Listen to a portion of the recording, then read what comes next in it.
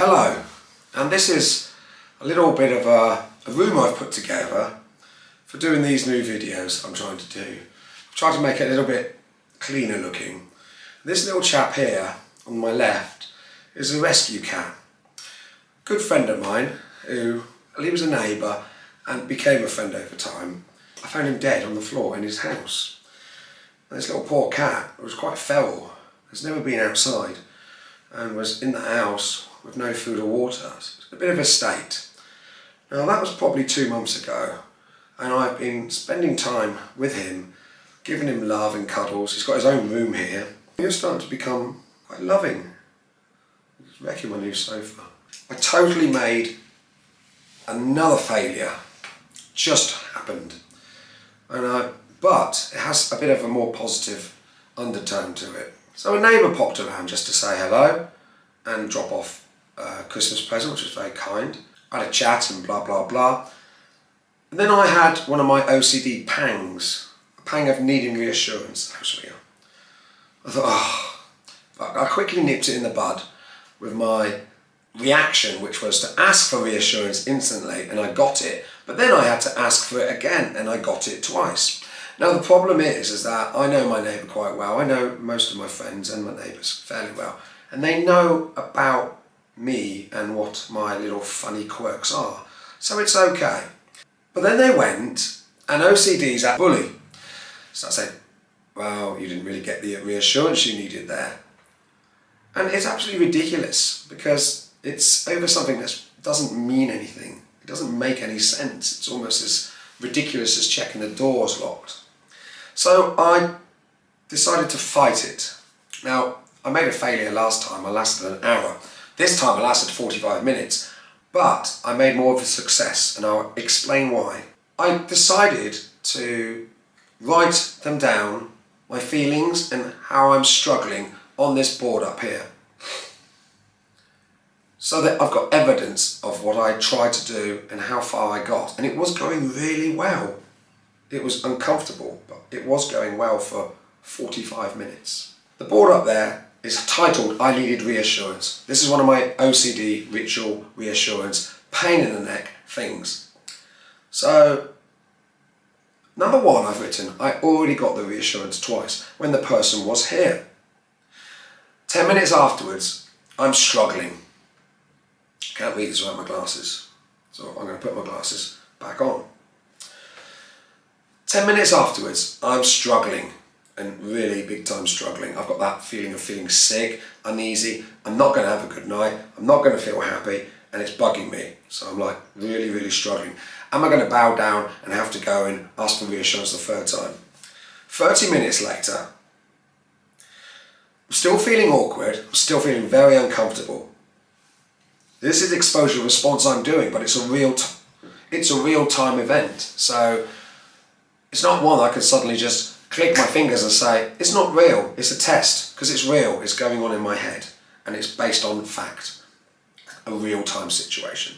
So 30 minutes later, I'm starting to realise it's not going to yield any positive results if I go and get that reassurance. So almost it's a very, very small issue, and I'm realising that even if I got reassurance, I've had reassurance twice, and it's probably not going to make me feel that much better. Now, 45 minutes later, still feeling uneasy, but I have written down, this is not real, it's OCD. That is trying to spoil friendships. Because obviously you don't want to go around asking your friends stupid reassuring questions, because it's hard work for people to keep answering questions repetitively. So number 5, everything's going really well now. Everything's got Twitch there. Everything is going really well. I actually start to feel that I'm on top of this. I'm starting to feel lifted, and I've written it down on the board, so I'm thinking, hey, I might have a victory here. I'm walking around thinking, I'm going to be able to tell the people who are kind enough to support and watch my channel, I think I've made a victory. And I get a text from my friend the neighbour, and they say something innocent that triggers it all off again. And it's so pathetic. It's basically, am I a decent person? Am I a good person? It's as silly as that. Number 5, got a text which put me back thinking of the original OCD issue I had. And number 6 on the board, I put failed. Should be getting used to this now, shouldn't I? Failed, I asked for reassurance. And guess what? It made me feel worse.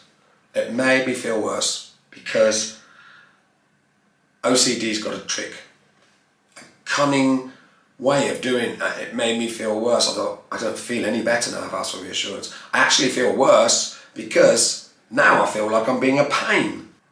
So number 7, if it couldn't get worse, I put the phone down, spoke to the person. I've had the 3rd set of reassurance that OCD has been nagging me to get. And I put the phone down and I'm feeling terrible. I'm feeling like, oh my goodness, I need more reassurance now. I can't ask some neighbour who is a friend but doesn't fully understand me. A 4th time, some daft stupid question, am I okay, am I a decent person? Sounded like I'm a fruitcake. Oh mum, that was a nice fruitcake you made this year, fantastic. So number 7, I decided to call the person again with the intention of explaining what's going on with me. Why am I being like this? Because I'm embarrassed. And this is where you become hypersensitive.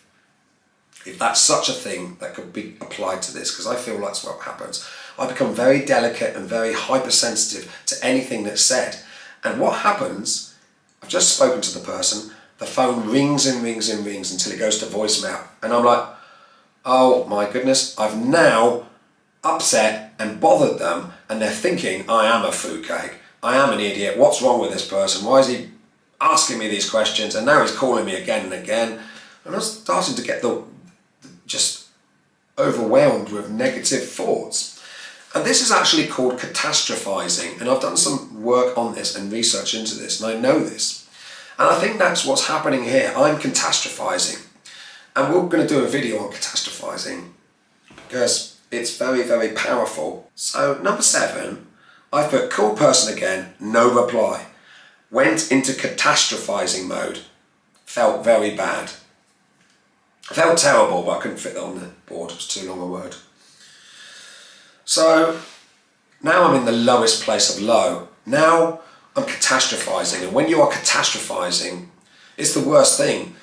Because now what I'm doing, I'm thinking really negative. I'm thinking I've got to destroy everything around me. I need to now destroy that friendship because it's harming me, because it's put me into this place where I've got OCD.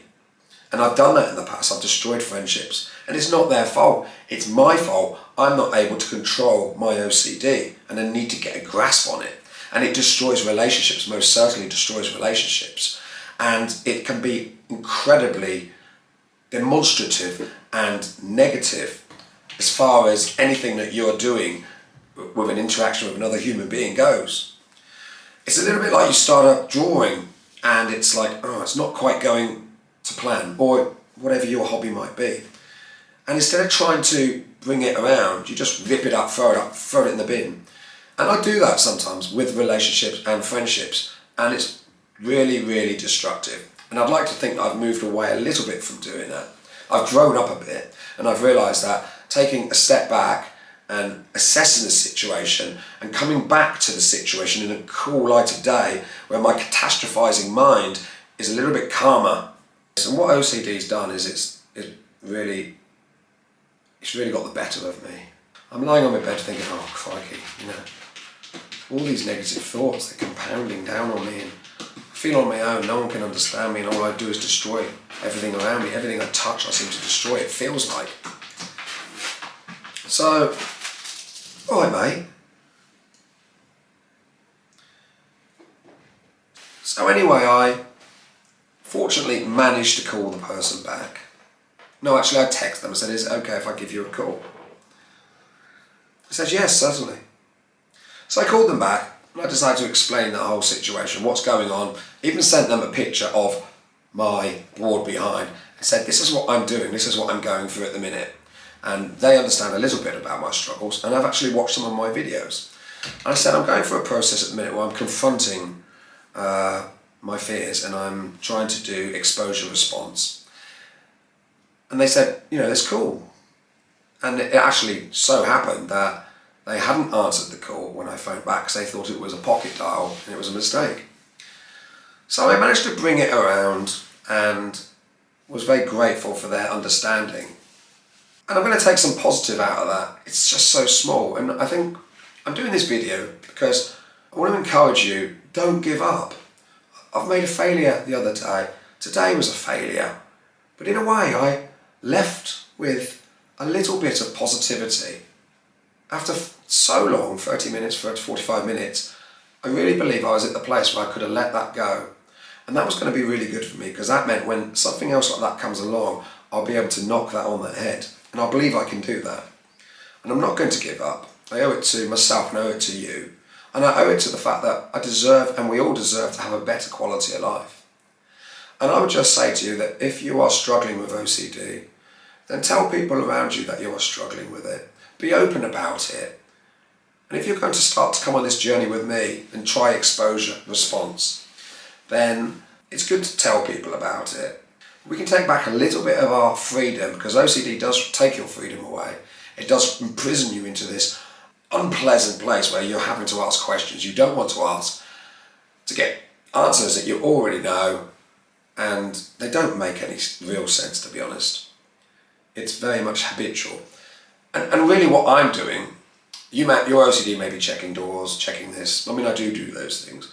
But what I'm talking about, my OCD is very much what's called pure OCD. So it's inside my head, and it's reassurance based, and it's mental and psychologically based.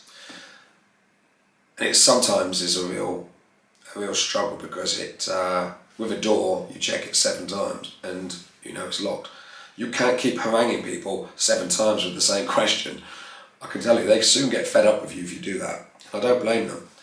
So get a bit of paper out, write down the processes you're going through. I'm going to keep that on that board and I'm going to keep looking at that.